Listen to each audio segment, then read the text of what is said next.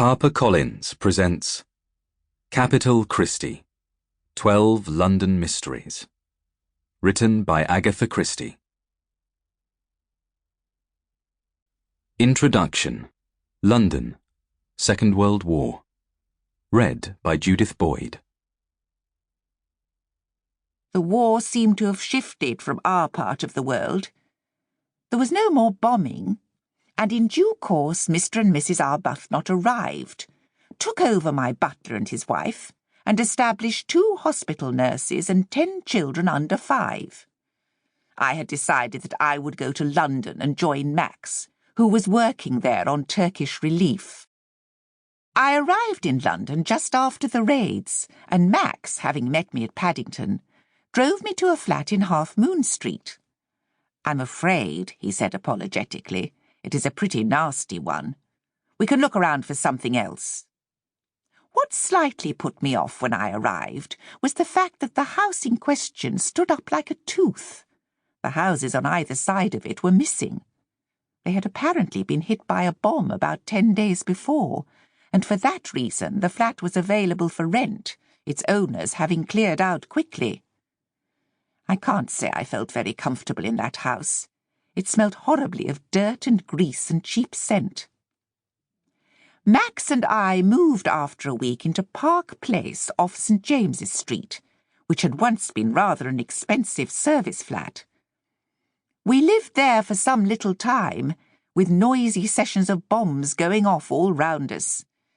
I was particularly sorry for the waiters who had to serve meals in the evening and then take themselves home through the air raids.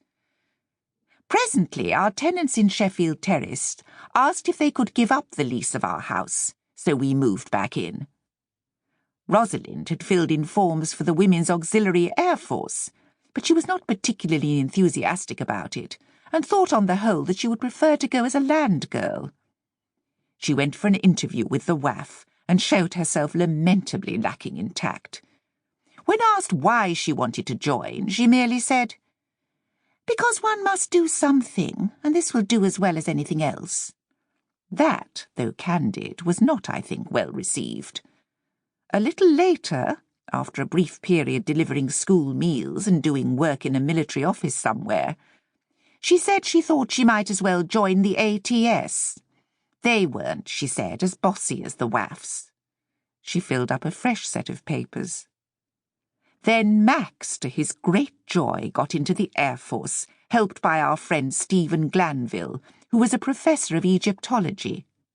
He and Max were both at the Air Ministry, where they shared a room, both of them smoking, Max a pipe, without ceasing. The atmosphere was such that it was called by all their friends the Small Cat House. Events happened in confusing order. I remember that Sheffield Terrace was bombed on a weekend when we were away from London. A landmine came down exactly opposite it, on the other side of the street, and completely destroyed 3 houses. The effect it had on 48 Sheffield Terrace was to blow up the basement, which might have been presumed the safest place, and to damage the roof and the top floor, leaving the ground and first floors almost unharmed. My Steinway was never quite the same afterwards. Since Max and I had always slept in our own bedroom and never went down to the basement, we should not have suffered any personal damage, even if we had been in the house. I myself never went down to any shelter during the war. I always had a horror of being trapped underground, so I slept in my own bed no matter where I was. I became used in the end to raids on London, so much so that I hardly woke up. I would think, half drowsily, that I heard the siren or bombs not too far away. "Oh dear, there they are again," I would mutter, and turn over. One of the difficulties with the bombing of Sheffield Terrace was that by this time it was difficult to get storage space anywhere in London. As the house now was, it was difficult to get into it through the front door, and one could only get access to it by ladder. Sample complete. Ready to continue?